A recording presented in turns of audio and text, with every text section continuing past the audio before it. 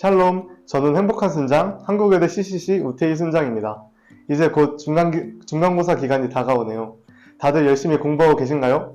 학과 공부와 CCC 활동이 잘 병행되는 삶을 살아가길, 또 힘든 기간인 만큼 하나님께 기도로 의지하며 나아가는 저와 여러분이 될 수 있기를 소망합니다.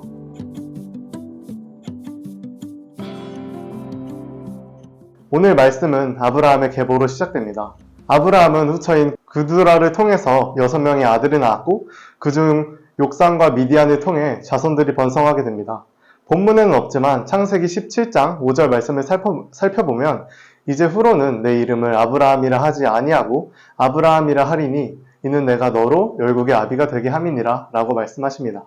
이를 통해 아브라함이 여러 민족의 아버지가 될 것이라는 하나님의 예언이 응답되고 있다는 것을 확인할 수 있습니다.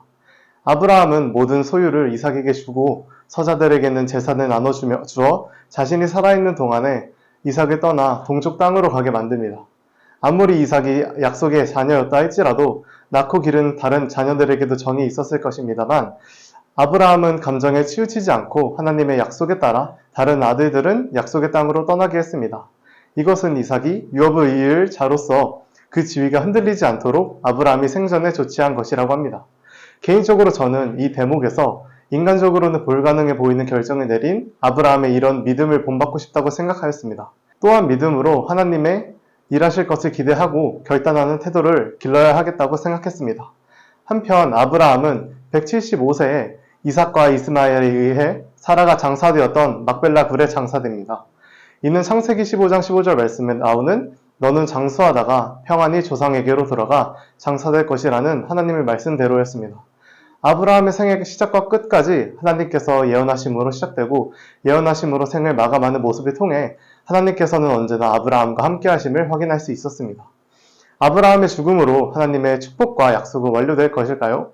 아브라함이 죽은 후에 하나님이 그의 아들 이삭에게 복을 주셨고 이삭은 브엘라헤로이 근처에 거주하였더라. 창세기 25장 11절 말씀 아멘.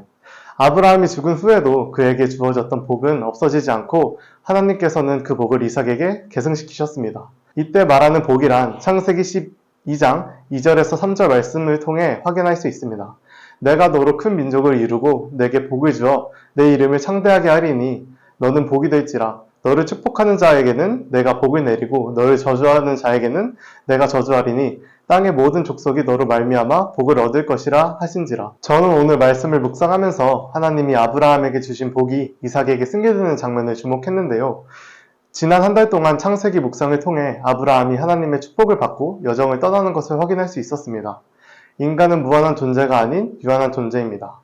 따라서 아브라함은 결국 나이가 들어 죽게 되는데 아브라함이 받은 하나님의 축복은 아브라함의 죽음으로 끝나는 것이 아니라 아브라함의 자손인 이삭에게 승계됩니다.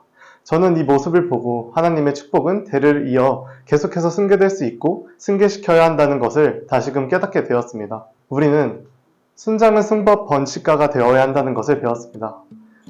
저의 아빠 순장님의 승법 번식을 통해 제가 순장이 될 수 있었던 것처럼 이 영상을 보는 모든 분이 받은 축복을 다음 세대에 흘려보내는 승법 번식을 해야 한다고 생각합니다. 지금 제 아들 신혼인 승민이와 태욱이도 풍삼 영상을 시청하게 되겠죠? 저는 승민이, 태욱이가 순장의 자리에 서기까지 열심히 기도하고 있습니다. 풍삼 독자 여러분, 여러분을 통해 하나님의 축복이 다음 세대에 온전히 전해지길 소망합니다. 샬롬!